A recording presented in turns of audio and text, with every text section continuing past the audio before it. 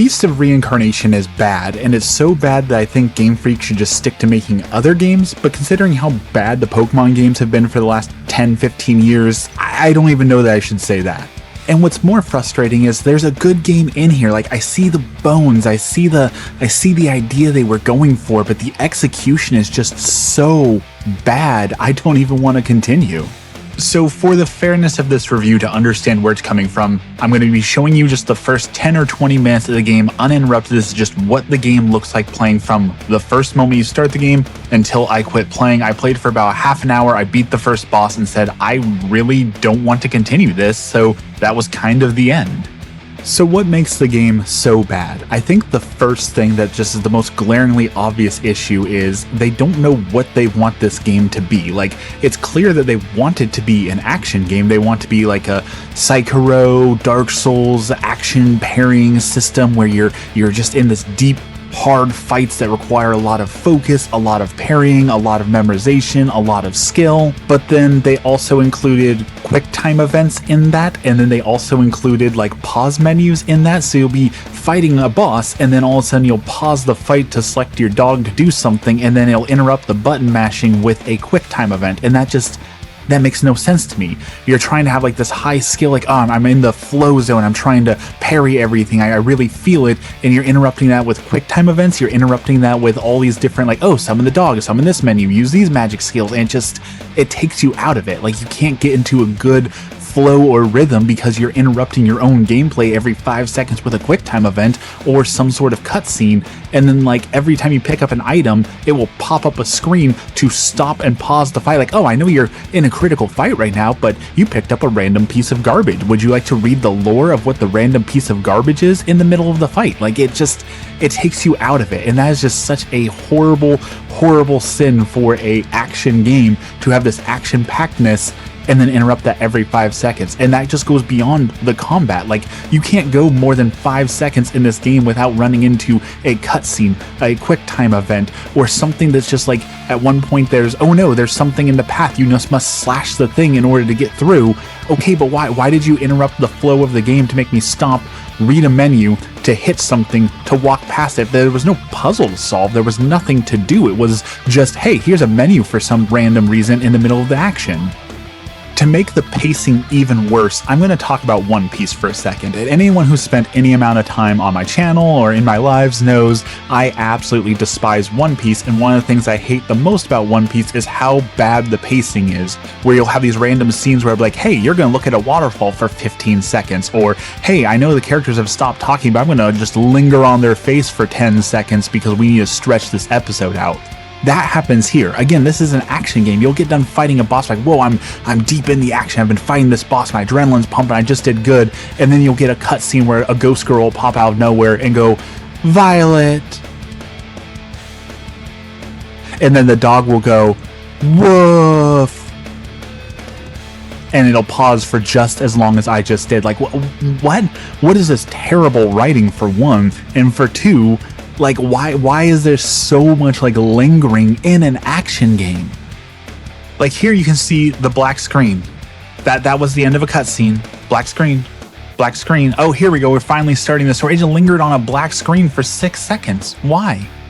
And here you're going to see the story that they're trying to tell. And, you know, in all fairness, I haven't seen the whole story because I don't want to suffer through this game any longer. But it's about as generic and mid as you can get for writing. It's some sort of like, oh, all the humans were enslaved and they gave up their emotions. So now are they the monsters because they're just as cold and emotionless as the captors who overtook them? It's generic, it's bland, I don't care about it, I don't see any reason why you should care about it. They try and make you care about it. Again, you randomly are haunted by some random ghost girl who'll pop up and go, Violet, at you every now and then, but like, it's like Dark Souls or Elden Ring, where like it's trying to have like a convoluted story because they think, wow, look at how awesome and epic our story is with all these questions and nooks and crannies, and it's pretentious, I guess is where I would put it at. Another system I absolutely hate in this action game that, again, keeps taking you out of the action every 5 seconds is, for some reason, it also does like these flashback episodes where it's like, hey, I know I gave you all these skills and all these cool abilities. How about we flash back to when you had nothing? So we're going to interrupt all these new cool combos and skills you bought and built up that action. And now we're going to turn into a stealth game for some reason. Like, it's clear that Game Freak had a vision, and then they lost that vision within 5 seconds. Like, what if we had puzzle solving? And what if we had exploration? And what if we had Pokemon style, like you need HM cut to get past here? And what if we also included flashbacks and stealth scenes and assassination scenes? And what if we included aerial combat? But what if we also included upgradable weapons? And like, they just crammed everything they possibly could in here, thinking it would make it a good game. And all it does is take away from the game.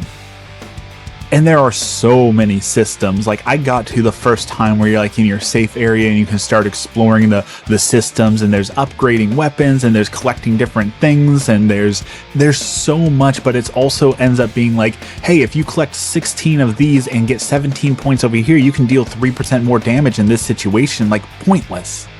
The more I rant about the game, the more I'm certain that I would give this game like a 2 out of 10. Like, there's almost nothing redeemable about this game. I won't even say that it looks good. Like, clearly they went for like a over-the-top, hyper-realistic, really cool anime look to the game, but it doesn't run great. It doesn't look impressive.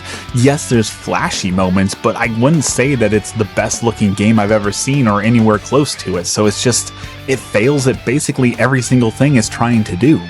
Also, I always thought this was Nintendo, but apparently this is just like a Game Freak flaw, that the tutorial is too long, and we complain about in Pokemon way too long tutorials. I'm at about half an hour into this game I played, and I was still getting tutorial things. I was still getting pop-up menus for like, hey, did you know the B button does this?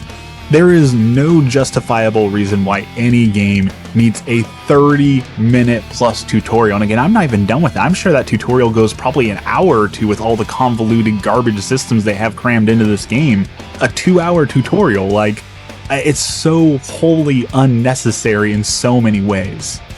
And of course, it wouldn't be a Souls-like or a Souls-like clone if you didn't have random campfires to sit at that allow you to rest and respawn all the enemies, because, you know, we can't have an original thought here, right? We gotta copy everything from Dark Souls.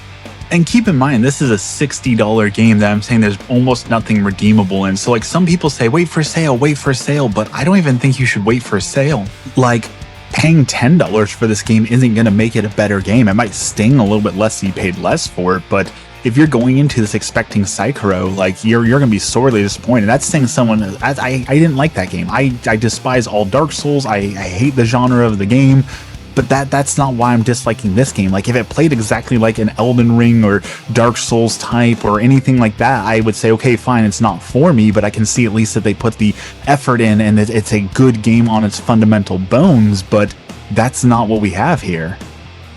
And I could rant for a while longer, but I really don't even see a point to ranting to it. Like, there's nothing redeemable here. Don't buy the game. 2 out of 10.